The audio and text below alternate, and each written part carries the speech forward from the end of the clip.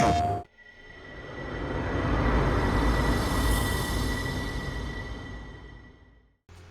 I'm here with my friend CJ. I'm going to be asking him a set of questions regarding what he thinks of the advancements of technology in the car industry. So my first question for you is, do you feel more or less in control when driving newer cars compared to older ones, and why? I don't really feel a difference between how much more or less a car is in control. I feel like whenever I make an input, it's pretty much the same across all generations of cars, whether it be old or new. Alright, so can you describe a moment where technology either enhanced or ruined your driving experience? Oof. Actually, I can. I was pulling out of a parking lot, and it was a busy intersection. So naturally, being a young driver that I was at the time, I floored it. And the car didn't agree with me on that decision. So it was a very like violent delay and hesitation when it actually tried to put the power down, which isn't that good. I mean, yeah, I'm thankful that the traction control was there, but it definitely felt like an overbearing system at the moment. It was kind of like being smothered too much. I got you. So, do you think modern cars still have quote unquote personality, or are they becoming too similar because of the technology they have now? I think modern cars definitely still have personality, even though okay, so modern cars, I do think they have personality, but a lot of the cars are kind of samey, but that's more or less down to just manufacturers being competitive and offering what the average person would want. So they're similar on like a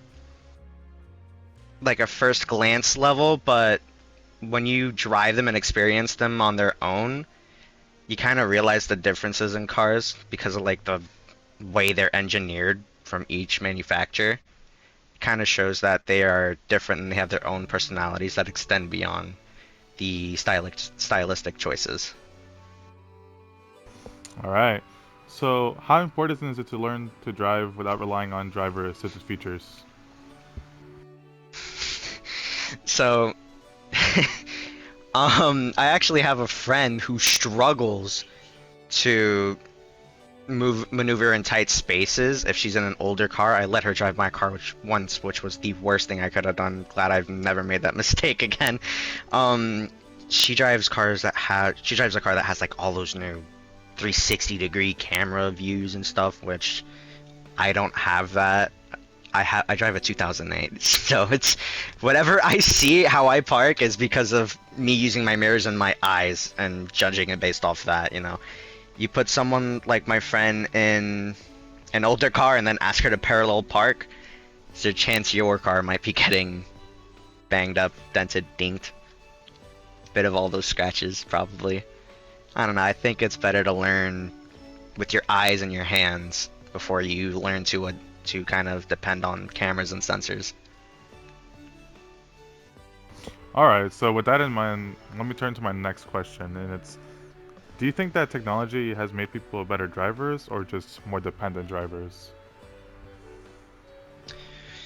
I think it goes both ways. I think technology kind of helps people be better drivers.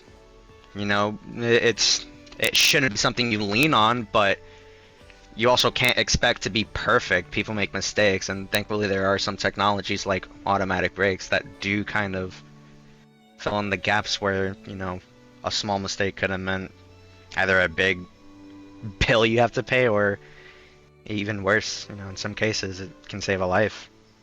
I think it's good that we have them. I'd rather have them than not. Alright, so now moving on to my next and final question, and it's, if you had to choose between a fully analog car or a high-tech modern car, which would you pick and why? I'd pick a modern car easily with gadgets and gizmos. I mean, there's two sides to each one. There's good reasons and bad reasons to have each of them. or a new car is going to have a bunch of new computers and stuff that is it's possible that they will break down the line, which means there's more that you have to replace. But at the same time, the safety reasons are a big enough reason alone to have a newer car. ABS is a massive thing, especially with how a lot of systems kind of work together in new cars to make the car as safe as it can be. Volvo being a great example of it. But old cars definitely give off this more raw, engaging feeling that is becoming harder to find in the newer cars. But if I had to choose, I don't think I'd go wrong with a newer car. All right, and that marks the end of our interview. So thank you for taking your time and answering these questions You're I welcome. had. All right. Is that Rana?